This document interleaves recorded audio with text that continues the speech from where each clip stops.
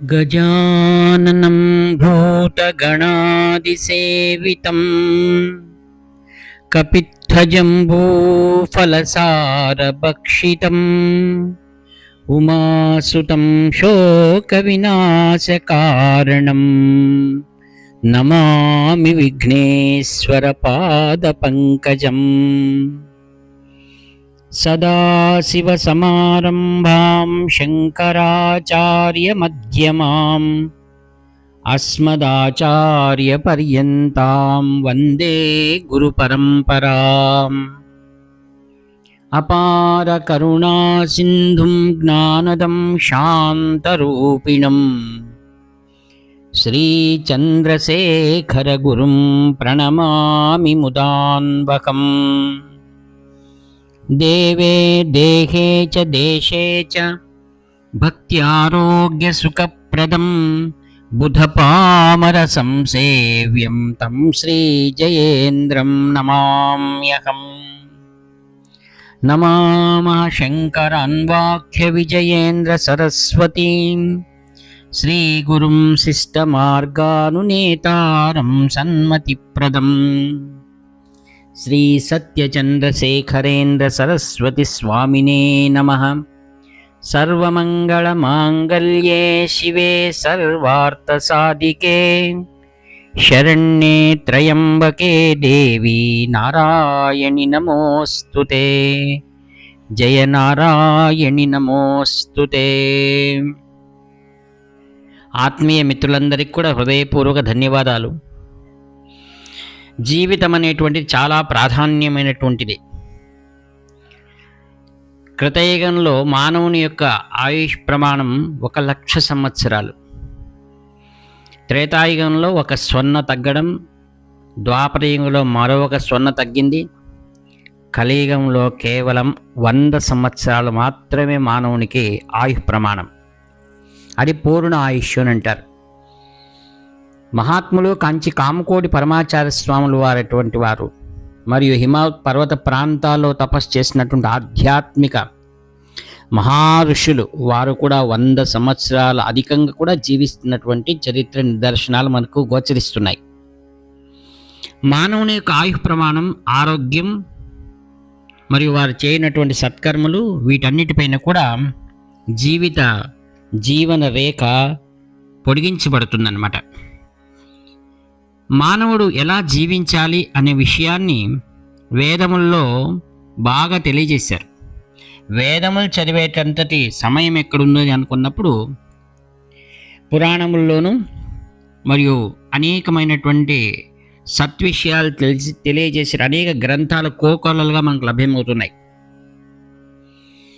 శ్రీమద్ భగవద్గీతలో కూడా అట్టి కురుక్షేత్ర రణ సంగ్రామంలో సమయం తీసుకొని భగవంతుడు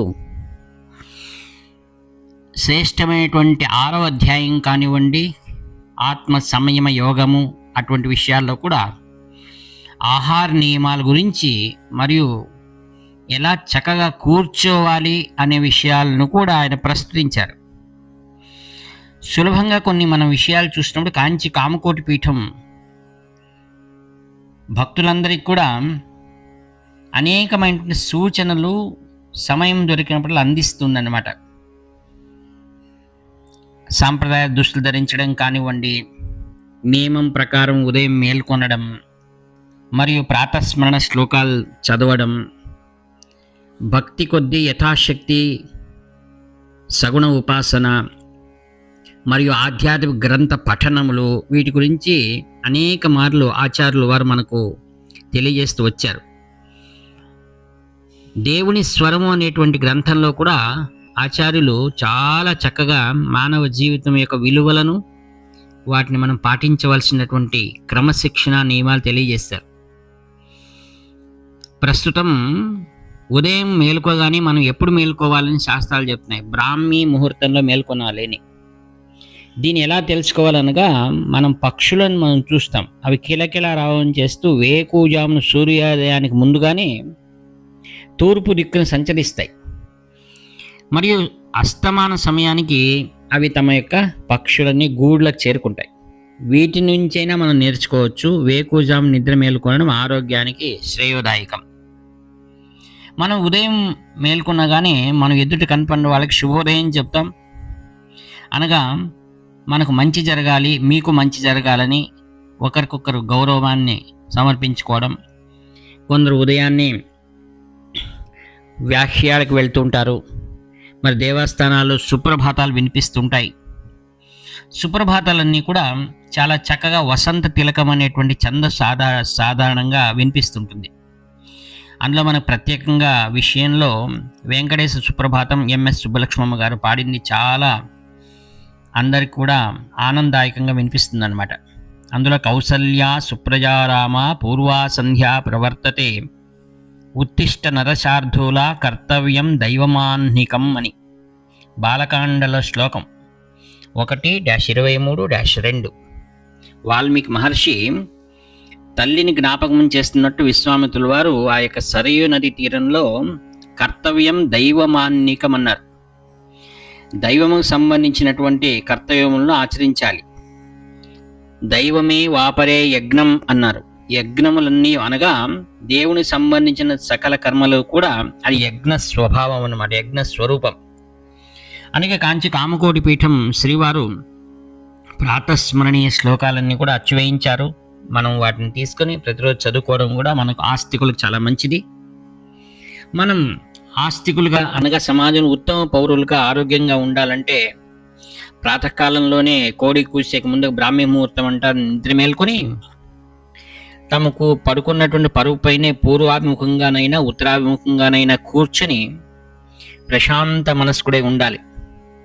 తర్వాత మనస్సు ప్రశాంతంగా మనం మేల్కొన్నామంటే ఆ రోజు అన్ని పనులన్నీ కూడా సమమైనటువంటి మన ప్రవృత్తి ఉంటుందన్నమాట. బ్యాలెన్స్ ఆఫ్ మైండ్ అంటారు. దృఢభక్తితో భగవంతుడమైన విశ్వాసం ఉండాలి. భగవంతుడు ఒకరున్నారు, ఈ విశ్వానికి అంతటి కూడా అతనే కారణకర్త అని. తర్వాత మాతాపితృలను, ఇష్టదేవత, కులదేవత, గ్రామ దేవతలను కూడా మనం ఒకసారి ధ్యానించుకోవాలి. ఎందుకంటే ఆ గ్రామంలో మనం ఉన్నామంటే ఆ దేవతా సాన్నిధ్యం వల్లనే మనం ఆ గ్రామంలో చక్కగా జీవిస్తున్నామని అర్థం. వారిని ధ్యానించాలి. కుడి హస్తాన్ని పరువుపై ఆనించి లేయాలి. అనంతరం మన యొక్క నేచురల్ కాల్స్ అంటాం, బహిర్దశకు వెళ్ళి వచ్చి కాలకృత్యాలు తీర్చుకొని హస్తపాద ప్రక్షాళన చేసుకొని ముఖశుద్ధిగా వెంచుకొని దంతధావన విధి అనేది దాంట్లో చక్కగా విషయాలు తెలియజేస్తారు. ఆ యొక్క పురాణాల్లో ఉన్నాయి, అనేకమైనటువంటి కథల్లో కూడా మనం వింటుంటాం. దానికి పూర్వకాలంలో వాడేటువంటి యొక్క వృక్షములు ఆ యొక్క ఏవి అనగా పుల్లలు మేడి, రావి, ఉత్తరేణి, మామిడి, పనస, నేరేడు లేక వేప పుల్లలతో దంతధావనం చేసేవారు. ఇది 12 అంగుళముల ప్రమాణం పొడవు ఉండవలనని శాస్త్రం చెప్తుంది. ఇవే శాస్త్రంలో మనకు సూచించినటువంటివి, దంతధావన విధికి కావలసినటువంటివి. ఏం దీనివల్ల ప్రయోజనము అనగా మనం శాస్త్రాలు లోతుగా పరిశీలించి చూస్తే అత్తి మరియు మేడి ఈ యొక్క పుల్లలు వాక్శుద్ధిని కలిగిస్తాయి. రావి పుల్లలు సకల సంపత్తును, ఉత్తరేణి కడ్డీతో సకల సిద్ధి కలుగుతుంది, మామిడి పుల్లతో రాజపూజ్యం కలుగుతుంది, పనస వృక్షం యొక్క పుల్లతో సౌభాగ్యం కలుగుతుంది, నేరేడు పుల్లతో మనం దంతధావనం చేస్తే దీర్ఘాయుష్యు, వేప పుల్ల వల్ల సకల రోగ నివృత్తి. ఇవన్నీ కూడా మార్కండేయ పురాణంలో కూడా అనేక ఋషులు తెలియజేస్తారు. ధర్మశాస్త్ర గ్రంథాల్లో కానివ్వండి, వైద్యశాస్త్ర గ్రంథాల్లో కానీ మనకు తరచుగా ఇవి వినిపిస్తూ ఉంటాయి. కావున దంతధావన విధి ఇలా చేసుకోవాలి అని.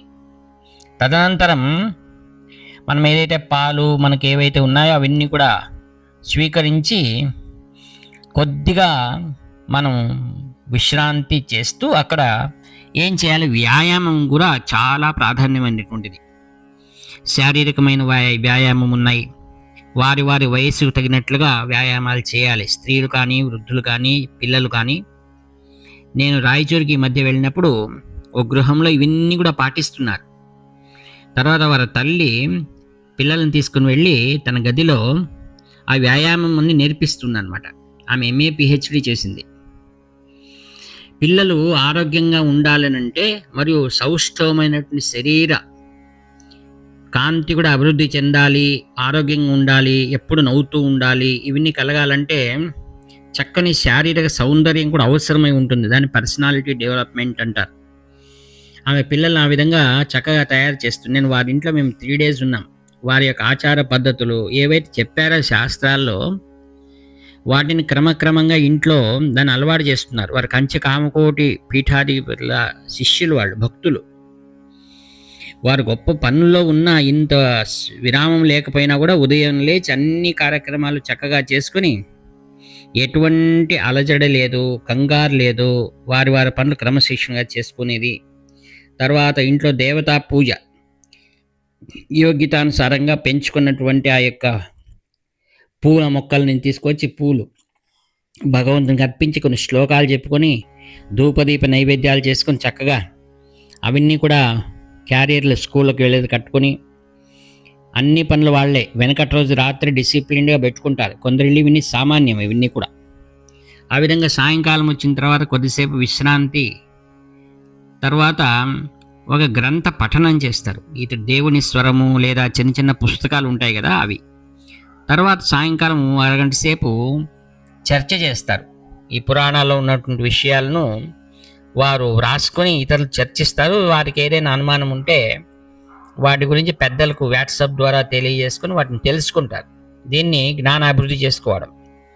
సరైన సమయానికి భోజనం మరియు నిద్ర, ఇది చాలా అవసరమైనటువంటిది. నిద్ర చాలా మంచిది. అందులోనూ నిద్ర లేమి వల్ల ఏమవుతుందంటే మన అనారోగ్యాలు వస్తాయి.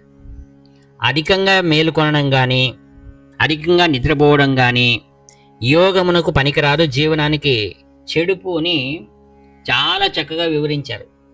ఉదాహరణకు 6వ అధ్యాయంలోనే 16వ శ్లోకం మనం ఒకసారి చూద్దాం.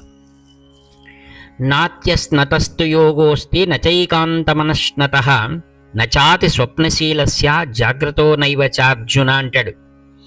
ఈ యొక్క ఆధ్యాత్మిక జీవనము సుఖమైన జీవనానికి అధికంగా భుజించువానికి కానీ బొత్తిగా భుజింపని వానికి కానీ, అట్లే అధికంగా నిద్రించువానికి కానీ లేదా బొత్తిగా నిద్రించక ఎల్లప్పుడూ మేలుకుంటూ ఉండువానికి కానీ వాడు ఆధ్యాత్మిక రంగంలో వికసించడు అని అర్థం.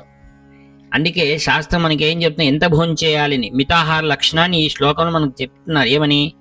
దౌభాగౌ పూరయేదన్నైః తోయనైకం ప్రపూరయేత్ మారుతస్య ప్రచారార్థం చతుర్థ మనశేషయేత్. చతుర్థం అన్నం శేషయేత్. కడుపులోని సగభాగం అన్నాదుల చేతను 25 భాగం మనం నీటి చేతి నింపాలి. తక్కిన 25 భాగము గాది ఆడుటకై ఖాళీగా పెట్టాలి. కొందరు ఏం చేస్తారంటే ఆ 2వ భాగం జల భాగం ఉంది కదా, దాన్ని కూడా అన్నంతో భోంచేసేస్తారు, ఫుల్గా దాన్ని కూడా ప్యాక్ చేసేస్తారు. ఇంకా మిగిలింది వాయువు భాగంలో కూడా ప్రవేశించినప్పుడు మనకు త్రేన్పులు వస్తాయి. అది మనకు చెప్తుంది మీరు నా యొక్క భాగంలో మీరు ప్రవేశిస్తున్నారని. ఈ విధంగా మనం ఎక్కువగా భోజనం చేయడం వలన లోపల ఉన్నటువంటి పరమాత్ముడు అహం వైశ్వానరో భూత్వా ప్రాణినాం దేహమాశ్రితః ప్రాణాపాన సమాయుక్తః పచామి అన్నం చతుర్విధం. మన శరీరంలో వైశ్వానరు అగ్ని స్వరూపంలో ఉన్నటువంటి భగవంతుడు వాటిని పచనం చేయాలి. కావున భగవంతుడికి ఎక్కువ శ్రమ ఇవ్వడం అనేది కానీ, లేక ఇప్పుడు శరీరాలు ఊబకాయాలుగా తయారైపోతున్నాయి. మొన్ననే మన ప్రైమ్ మినిస్టర్ గారు కూడా ఈ ఊబకాయం గురించి చాలా చక్కగా వివరించారు. మన శరీరాన్ని చక్కగా పెట్టుకుంటే ఇతరులకు మొత్తం మనం సేవ చేయించుకునే అవసరం మనకు రాదు. ఆసుపత్రికి వెళ్ళి డబ్బులు ఖర్చు చేయని అవసరం లేదు. చక్కగా మితమైన ఆహారం, శుచి అయిన ఆహారం. మరి ఇక్కడ ఇంకో శ్లోకంలో అంటాడు, యుక్తాహార విహారస్య యుక్త చేష్టస్య కర్మసు యుక్త స్వప్నావబోధస్య యోగో భవతి దుఃఖః అని. మితమైన ఆహారము, మరి మితమైన నడత, కర్మలైన మితమైన ప్రవర్తన ఉండాలి, మితమైన నిద్ర మరియు మితమైన జాగరణ. ఇవి ఏం చేస్తాయి? దుఃఖాన్ని పోగొట్టి మనకు సుఖజీవనాన్ని అనుగ్రహిస్తుంది. నేను చాలామందిని చూస్తున్నాను, పాపం వారు నడవలేకపోతూ ఉంటారు, ఎంతో ఇబ్బంది పడుతూ ఉంటారు. అందుకే మనం అదే మన యొక్క సైన్యంలో చూసినప్పుడు కానీ అక్కడ ఎలా ఉంటారు వాళ్ళు, మన దేశ రక్షణ కోసం ఉన్నటువంటి వారందరూ కూడా అటువంటి వ్యాయామము, చక్కటి భోజనం, మరి ఎల్లప్పుడూ జాగ్రత్తగా ఉండడం ద్వారానే మన పవిత్రమైన దేశాన్ని కాపాడడానికి సాధ్యమవుతుంది. మన కాంచి కామకోడు పరమాచార్య స్వాముల వారు 100 సంవత్సరాలు జీవించారంటే వారు ఎటువంటి ఆహారము, వారి యొక్క వ్యవహార శైలి, యోగము, ధ్యానము ఇవన్నింటి కూడా చూపించి భారతదేశం యొక్క ఆరోగ్య స్థితిని వారి ద్వారా ప్రపంచానికి తెలియజేశారు. 100 సంవత్సరాలు వారు జీవించారు. కావున ఒక ఆధ్యాత్మిక జీవన విధానాన్ని ఇతరులకు మనం ఎరుకుపరచవాలంటే తాను ఆచారుడుగా దాన్ని ఆచరించి మనకు చూపించారు. అందుకే ఆచార్యులు అనగా తాను ఆచరించి ఇతరులకు మార్గదర్శనం చేసేటువంటి వారు. కావున కాంచి కామకోటి పీఠం కేవలం ఆధ్యాత్మిక మాత్రమే కాకుండా జీవన శైలిని, జీవన విధానాన్ని తెలియజేసేటువంటి సన్మార్గాన్ని అనుగ్రహిస్తున్నటువంటి కాంచి కామకోటి పీఠాధిపతులు శ్రీ కాంచి పరమాచార్య స్వాముల దివ్య పాదపద్మములకి వాక్పుష్పం సమర్పిస్తూ సెలవు తీసుకుంటాను. ఇట్లు మీ ఆత్మీయ మిత్రుని నివర్తి నాగభూషణ శర్మ. హర హర శంకర జయ జయ శంకర, హర హర శంకర జయ జయ శంకర.